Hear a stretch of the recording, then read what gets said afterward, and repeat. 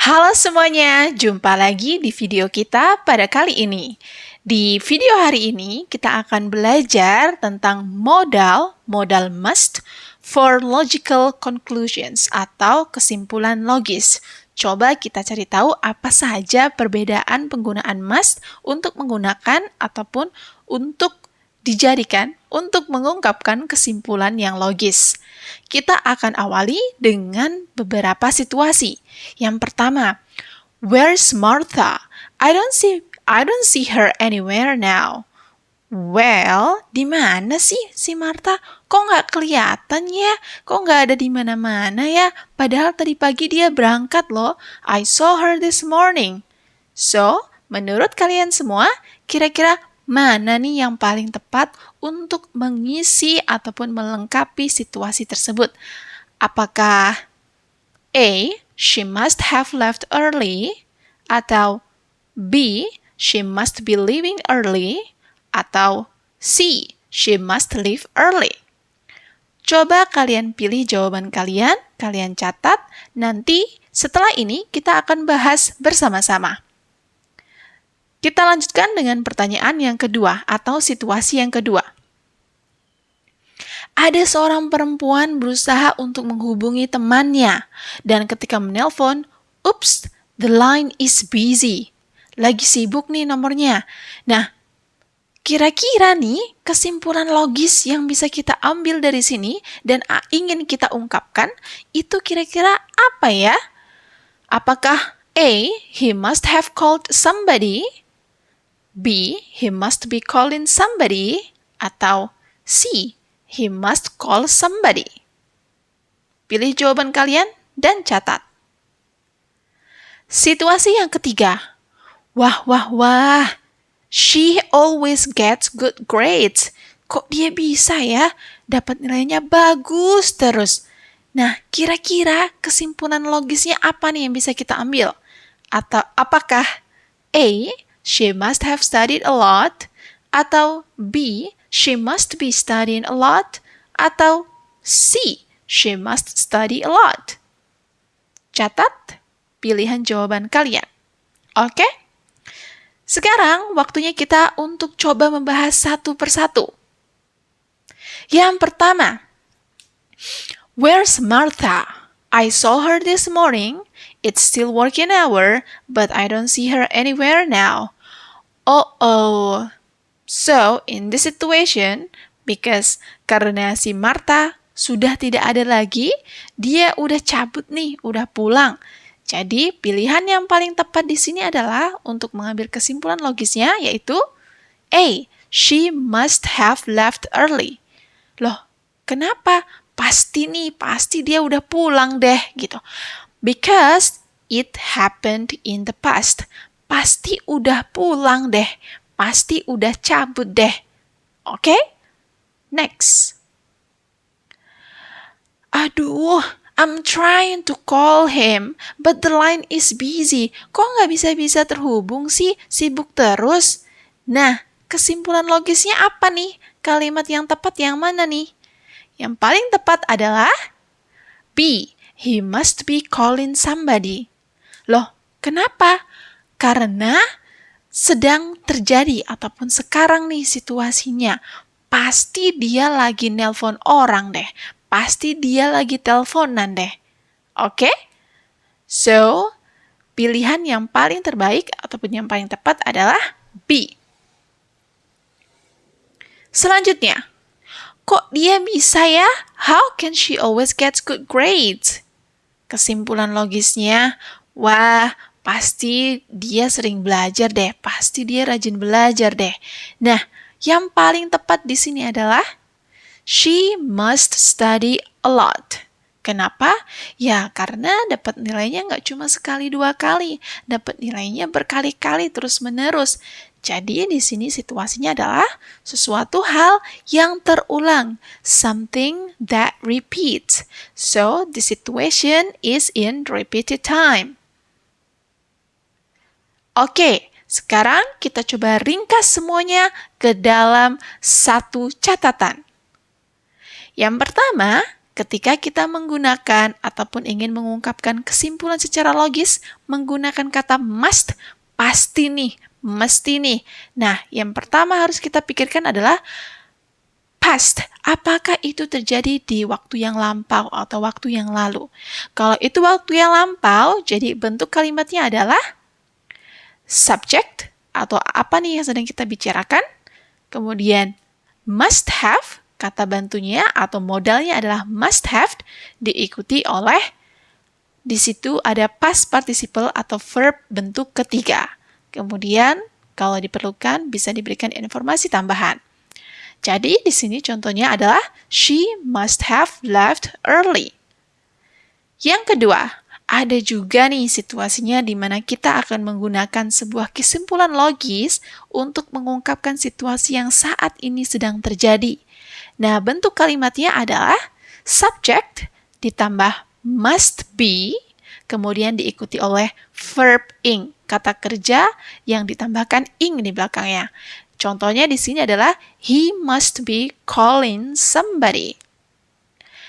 Tapi ada kalanya juga nih, sebuah situasi ataupun kesimpulan logis ingin kita ambil karena sesuatu hal yang terus terulang.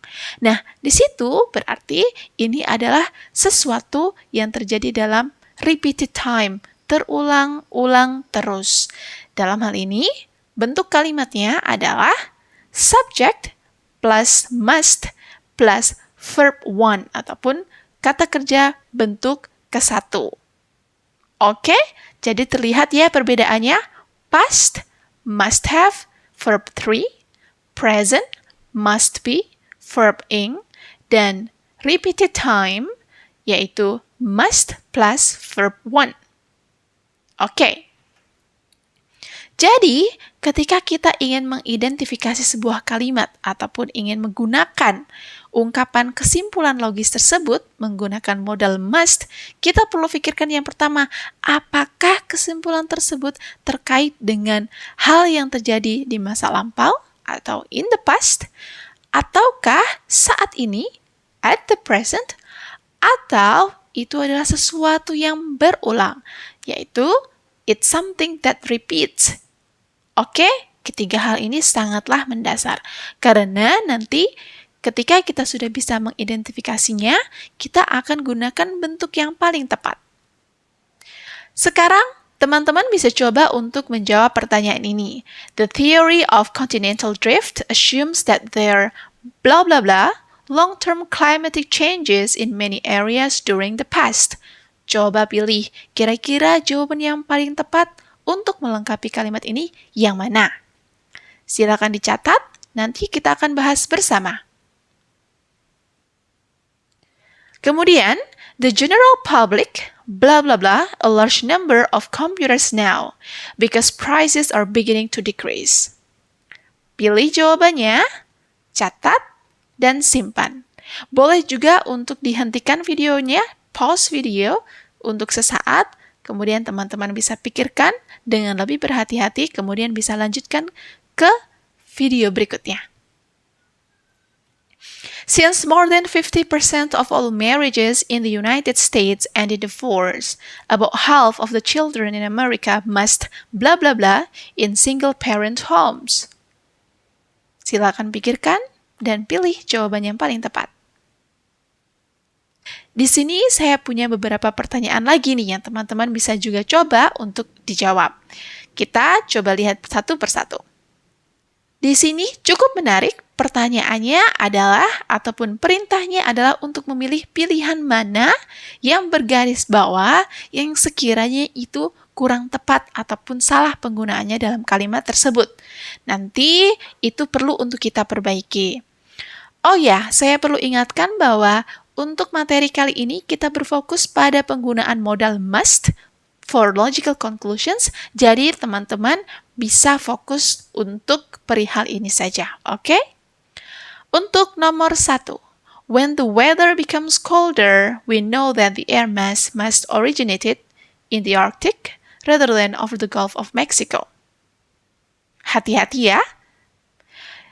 Nomor 2, the American buffalo must be reproduce itself again because it has been removed from the endangered species list. Yang ketiga, sheep must have mate in fall since the young are born in early spring every year. Baiklah, sekarang kita akan coba untuk membahas satu persatu dari contoh-contoh soal yang sudah saya berikan. Yang pertama, the theory of continental drift assumes that there blah blah blah long-term climatic changes in many areas during the past. Di sini ada satu signal ataupun satu tanda-tanda untuk waktunya, yaitu during the past. Jadi, tadi teman-teman ingat bahwa untuk membuat kesimpulan logis, kalau itu terkait dengan hal yang lampau atau in the past, kita akan menggunakan must have. Kita punya dua pilihan di sini. Tapi pertanyaannya adalah, coba kita lihat di kalimat tersebut apakah sudah ada verbnya atau belum? Ternyata belum ada. Jadi kita perlu menggunakan ataupun perlu menambahkan verb bentuk ketiga. Dalam hal ini yaitu been. Jadi jawabannya adalah A. Selanjutnya, dalam soal ini, yang pertama dan sangat jelas sekali adalah petunjuk waktunya, yaitu now, saat ini. Ingat, untuk membuat sebuah logical conclusion terkait dengan saat ini, kita akan menggunakan must be. Kita coba lihat pilihannya, dan ternyata hanya ada satu must be di sini. Kemudian kita coba cek lagi apakah sudah ada verb dalam kalimat tersebut. Oh, ternyata belum. Dan itu dalam pilihannya sudah diikuti dengan verb ing. Tepat sekali. Must be plus verb ing. Jadi pilihannya adalah C. Selanjutnya, since more than 50% of all marriages, bla bla bla, sampai akhir. Di sini kita bisa lihat bahwa pernyataannya adalah terkait dengan pernikahan yang ada di Amerika. Dan itu terkait dengan data yang terkumpul dari waktu ke waktu.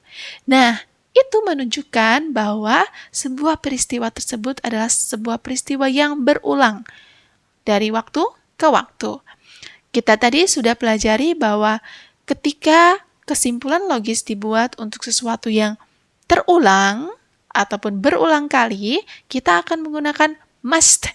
Dan di sini dalam kalimatnya sudah menggunakan must. Kemudian bentuk kata kerja seperti apa nih setelah must? Yang akan kita gunakan adalah bentuk ke-1, verb one. Kita coba lihat pilihannya. Dan ternyata dari pilihan yang ada, kita bisa melihat bahwa yang paling tepat adalah yang A, grow up. Kita akan lanjutkan dengan beberapa contoh soal berikutnya. Yang pertama adalah, when the weather becomes colder, we know that the air mass must originate in the Arctic rather than over the Gulf of Mexico. Nah, di sini kita bisa tahu bahwa coba lihat, tanpa kita colek-colek pilihan yang lain, A, B, atau D, kita sudah kelihatan jelas bahwa C ini ada sesuatu hal yang salah nih. Kenapa?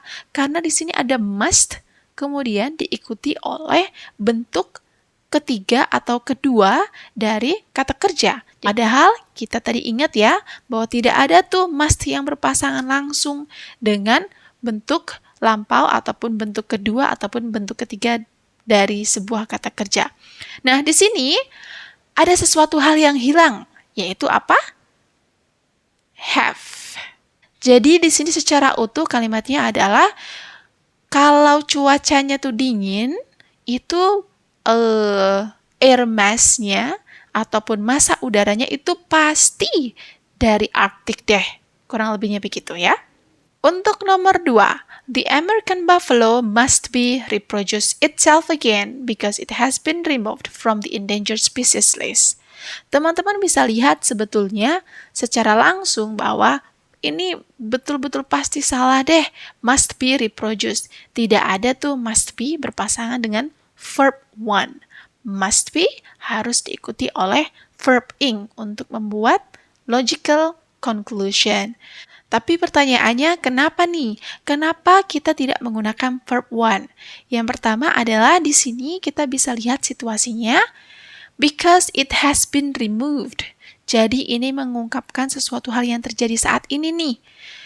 Si kerbau Amerika tuh sekarang tuh sedang berproduksi ya. Makanya udah dihilangkan nih dari daftar spesies yang itu sudah langka, kurang lebihnya begitu. Nah, jadi di sini yang paling tepat untuk memperbaikinya adalah must be reproducing. Yang terakhir, sheep must have mate in fall since the young are born in early spring every year. Nah, di sini teman-teman juga sudah bisa tahu ya bahwa tidak ada nih must have mated. Kalaupun memang mau pakai must have, harus dia diikuti oleh verb 3. Tapi kita coba lihat dulu konteks secara umumnya. Apakah ini mengungkapkan logical conclusion terkait dengan past, present, atau sesuatu hal yang repeat, berulang. Nah, di sini ternyata domba itu mereka pasti melakukan hubungannya itu di masa-masa musim gugur nih. Nah, oleh sebab itu bayi-bayinya itu lahir di musim semi setiap tahun. Di sini kuncinya adalah setiap tahun. Jadi itu terus berulang dari waktu ke waktu.